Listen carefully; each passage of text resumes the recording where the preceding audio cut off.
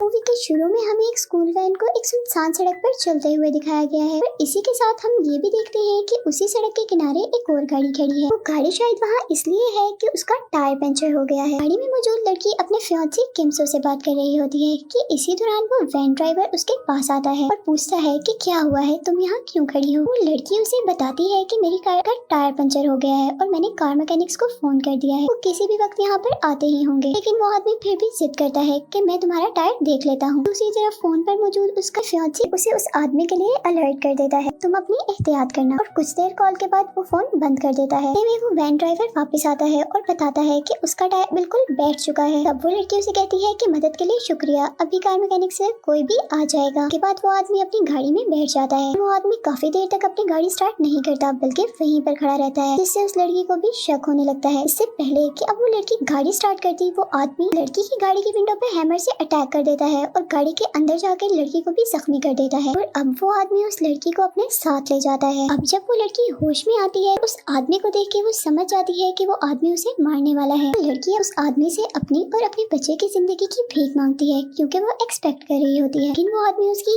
एक नहीं सुनता और उसे बहुत भयानक मौत देता है और उसके बॉडी के पार्ट्स अलग-अलग कर देता है। दिन गुजरते हैं और पुलिस को उस लड़की की बॉडी के पार्ट्स मिलना शुरू हो जाते हैं। यहाँ पर उस लड़की के फादर, जो कि एक डिटेक्टिव होते हैं, इस बात पर बहुत शॉक और दुखी होते हैं कि वो एक डिटेक्टिव होने के बावजूद अपनी बेटी को नहीं बचा पाए। और इसी के साथ उसका फियांसे किमसो, जो कि उससे बहुत प्यार करता था, फिर भी अपनी फीलिंग किसी से भी शेयर नहीं करता, वो बिल्कुल खामोश हो जाता है। अब हम देखते हैं कि किमसो अपने काम से 2 हफ्तों की छुट्टी लेता है, जो एक इंटेलिजेंस एजेंसी में काम करता है। इसी के साथ अब नेक्स्ट सीन में हम किमसो को एक एजेंट से मिलते हुए देखते हैं, जो कि उसे एक कैप्सूल देता है और उसे कहता है कि अगर ये किसी की बॉडी के अंदर रहे तो उसकी सारी बातें और लोकेशन हमें पता चल सकती हैं। अब किमसो अपने फियांसे के फादर से मिलता है, जो कि एक डिटेक्टिव हैं। वो उसे ऐसे लोगों के बारे में इंफॉर्मेशन देते हैं जो पहले ऐसे केसेस से रिलेटेड रहे हों। वो उनसे इंफॉर्मेशन लेता है और खामोशी से वहाँ से चला जाता है। अब किमसो उन लोगों को ढूंढने की कोशिश करता है और हम ये भी देखते हैं कि वो 2 लोगों को बहुत बुरी तरह से टॉर्चर भी करता है, लेकिन उसे यकीन हो जाता है कि इन दोनों में से कोई इन्वॉल्व नहीं और वो तीसरे की तरफ बढ़ता है और आए हुए एड्रेस पर पहुंच जाता है। और जैसे जैसे वो वहाँ की तलाशी लेता है तो वहाँ के ड्रॉअर से उसे कुछ लड़कियों का सामान मिलता है और बाकी तलाशी के दौरान आखिर में किमसो को अपने फियांसे की रिंग मिल जाती है। रिंग को देखकर किमसो थोड़ा इमोशनल हो जाता है, लेकिन साथ ही साथ उसको ये भी कंफर्म हो जाता है कि ये घर उसी कातिल का है। यहीं पर सीन मूवी में किलर की तरफ शिफ्ट होते हैं, जो कि अपनी स्कूल वैन में कुछ लड़कियों को लिए कहीं जा रहा होता है। कार में मौजूद जैंग एक लड़की को पसंद करता है, इसलिए नहीं कि वो उसे अच्छी लगती है बल्कि उसे ग्रैब करने के लिए। फिर दिखाया जाता है कि उसकी वैन में से एक लड़की मिसिंग है। जैंग उस लड़की को अपने घर ले आता है। आगे बढ़ ही रहा होता है कि उसको कोई पीछे से आवाज देता है। किमसो अपना नाम सुनकर बाहर की तरफ जाता है। अब जैंग किमसो से पूछता है कि क्या तुम अकेले हो, लेकिन इस बात पर किमसो बिल्कुल खामोश रहता है। और फिर जैंग को लगता है कि वो एक पुलिस वाला है, लेकिन वो हैरान होता है इस बात पर कि कोरियन पुलिस ने उसे इतनी जल्दी कैसे पकड़ लिया। जैंग किमसो के किसी जवाब का इंतजार नहीं करता और जोर से चिल्लाते हुए किमसो पर हमला करने के लिए भागता है, लेकिन वो किमसो पर हमला नहीं कर पाता बल्कि किमसो उसे बहुत बुरी तरह मारता है। वो भी किमसो को मारता है, लेकिन इतनी ज्यादा बुरी तरह नहीं। लड़ाई के आखिर में किमसो जैंग का मुंह एक बहुत बड़े प्लास्टिक से कवर कर देता है और अभी वो मरने ही वाला होता है तो जैंग उसे छोड़ देता है। किमसो जैंग को बड़े पत्थर से भी मारने लगता है, लेकिन फिर भी वो कुछ सोचकर उसे छोड़ देता है और एक कैप्सूल जो उसके पास होता है किसी को भी ट्रैप करने के लिए वो उसके मुंह में डाल देता है।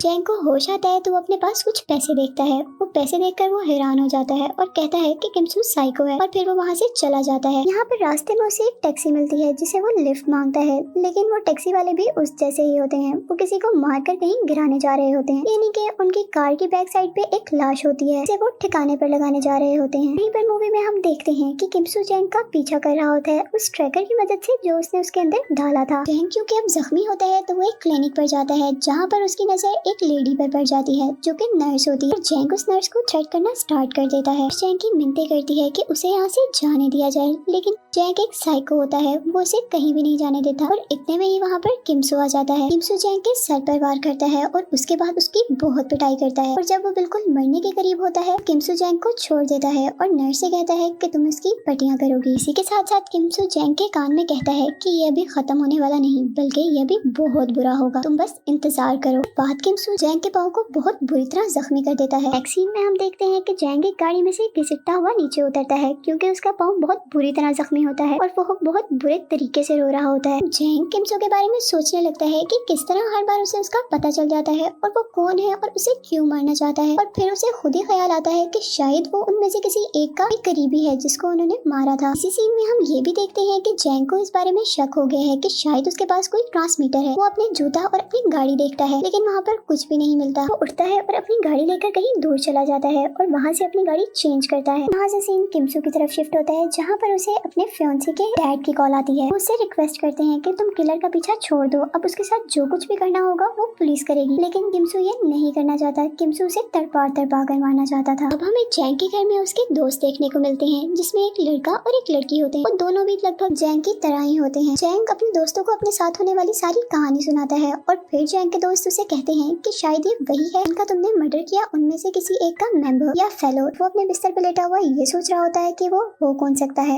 और अचानक उसे एक अंगूठी याद आती है। उसे सब कुछ याद आ जाता है कि उसे क्यों मारा जा रहा है। यहाँ पर जैंग के घर में एक लड़की होती है जिसे जैंग ने कैद किया होता है। जैंग का दोस्त उसे किचन में ले जाता है। उसके साथ कुछ बुरा करने से पहले ही वहाँ पर किमसू आ जाता है। जैंग का दोस्त बहुत हैरान होता है और उसे पूछता है तुम बगैर आवाज किए यहाँ कैसे आ गए और तुम्हें यहाँ का कैसे पता चला। किमसू उसके सवालों का जवाब दिए बगैर उसकी बहुत पिटाई करता है। लड़ाई की आवाजें सुनकर जैंग भी बाहर आ जाता है लेकिन किमसू किसी को भी नहीं छोड़ता। वो जैंग के दोस्तों को इतनी बुरी तरह मारता है कि उनको पता चल जाए। यहाँ पर वो जैंग को भी बहुत ज्यादा मारता है। अब अगली सुबह जैंग के घर पे पुलिस आ जाती है और वो उन सबको ले जाती है क्योंकि अब वो सारे जख्मी होते हैं, इसलिए उनको पहले हॉस्पिटल लेके आया जाता है। किमसू को हॉस्पिटल में मिलने उसका वो दोस्त आता है जिसने उसे कैप्सूल दिया होता है। यहाँ पर किमसू का दोस्त किमसू से पूछता है कि तुम इसको छोड़ क्यों नहीं देते, तो किमसू जवाब देता है अभी नहीं, जब तक इसको सबक ना आ जाए तब तक बिल्कुल भी नहीं। अब किमसू का दोस्त पूछता है कि जो मैंने कैप्सूल दिया था वो काम कर रहा है ना, जिस पर वो जवाब देता है हाँ वो काम कर रहा है। यहाँ पर किमसू का दोस्त उसे ये बताता है कि जब तक उसे कॉन्स्टिपेशन नहीं होगी वो कैप्सूल काम करता रहेगा। उनकी सब बातें दूसरे बेड पर मौजूद जैंग सुन लेता है और जैसे ही अब किमसू जैंग के पास आता है वो ऐसे बन जाता है जैसे वो अभी तक बेहोश हो। अब किमसू दोबारा जैंग को एक ऐसी जगह पे छोड़ देता है जहाँ पे वो कुछ ऐसा करे जिसका किमसू उसे सबक सिखा सके, लेकिन वो ऐसा कुछ भी नहीं करता क्योंकि वो अब जान चुका होता है कि उसकी बॉडी में ट्रांसमीटर है। और अब जब जैंग जानता है कि किमसू उसे सुन सकता है तो वो कहता है कि मैंने पूरी जिंदगी में ऐसा खेल कभी नहीं खेला और मैं जानता हूँ कि तुम मुझे सुन रहे हो। जैंग यहाँ पर ये भी कहता है कि मुझे इस खेल में बहुत मजा आएगा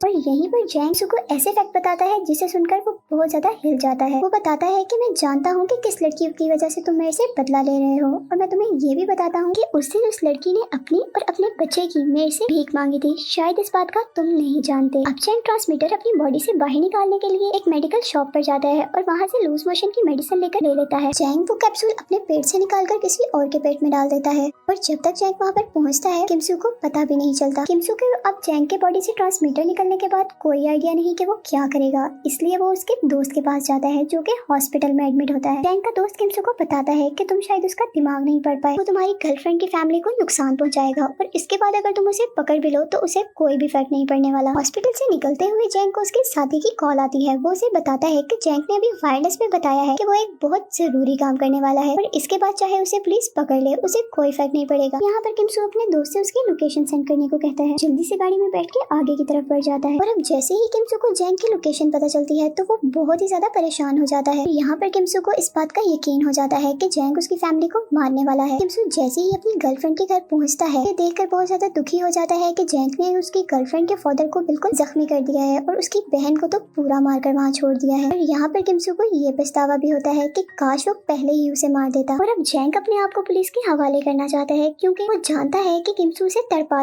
कर मारेगा। वो पुलिस को कॉल करता है और अपनी लोकेशन बताता है और उस लोकेशन पर जाकर खड़ा हो जाता है जहाँ पर पुलिस उसका ऑलरेडी वेट कर रही होती है। लेकिन ऐसा नहीं होता जैसे जैंग ने सोचा हुआ होता है। इससे पहले कि जैंग को पुलिस पकड़ती किमसू उसे चलती गाड़ी में घसीट लेता है और किमसू उसे उसी घर में ले जाता है जहाँ पर जैंग ने किमसू की फियांसी को मारा था। किमसू जैंग को उसी जगह पर बांध देता है जहाँ पर वो सबको मारा करता था। किमसू जैंग को बहुत ज्यादा टॉर्चर करता है। अब जैंग इस टॉर्चर से थक चुका होता है और वो पूछता है कि तुम मुझे मार क्यों नहीं देते, तुम मुझे मार दो। लेकिन किमसू कहता है तुम्हारी मौत ऐसे नहीं है, ऐसे है जैसे मैं दे रहा हूँ। अब यहाँ पर तुम अपनी जिंदगी का सबसे बड़ा दर्द देखोगे। जैसे तुमने लोगों को तड़पाया, तुम खुद तड़पोगे और इस डर का सामना तुम खुद भी करोगे। वो डर तुम और लोगों को देते थे। जैंग किम्सू से रिक्वेस्ट करता है कि उसे छोड़ दो, उसे ना मारो, तुमने मेरे साथ पहले ही बहुत बुरा किया है। तो इस पर जैंग कहता है कि मैंने बहुत दर्द सह लिए हैं और किम्सू उसे जवाब देता है ये सब अल्फाज पहले तुमने लोगों से सुने होंगे और आज तुम खुद बोल रहे हो, तो बताओ कैसा लग रहा है। यहाँ पर जैंग किम्सू से कहता है कि दर्द मेरे अंदर है ही नहीं और ये तुम पहले से ही जानते हो। अब तुम चाहे मुझे मारो, मुझे कोई परवाह नहीं। इसके बाद किम्सू वहाँ से उठता है और एक रस्सी दरवाजे पर बांधता है और उसका एक सिरा उसके मुंह में दे देता है। दरअसल जहाँ पर जैंग बैठा हुआ है उसके ऊपर एक बहुत बड़ा ब्लेड है।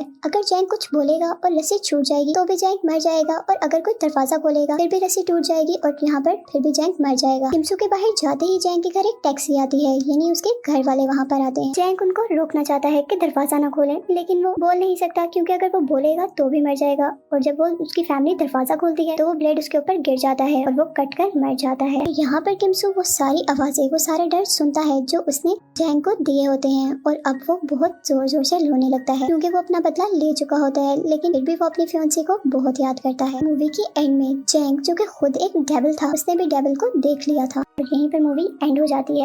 तो दोस्तों उम्मीद करते हैं ये मूवी एक्सप्लेनेशन आपको पसंद आया होगा। अगर ये वीडियो आपको पसंद आया हो तो इसे लाइक और शेयर जरूर करें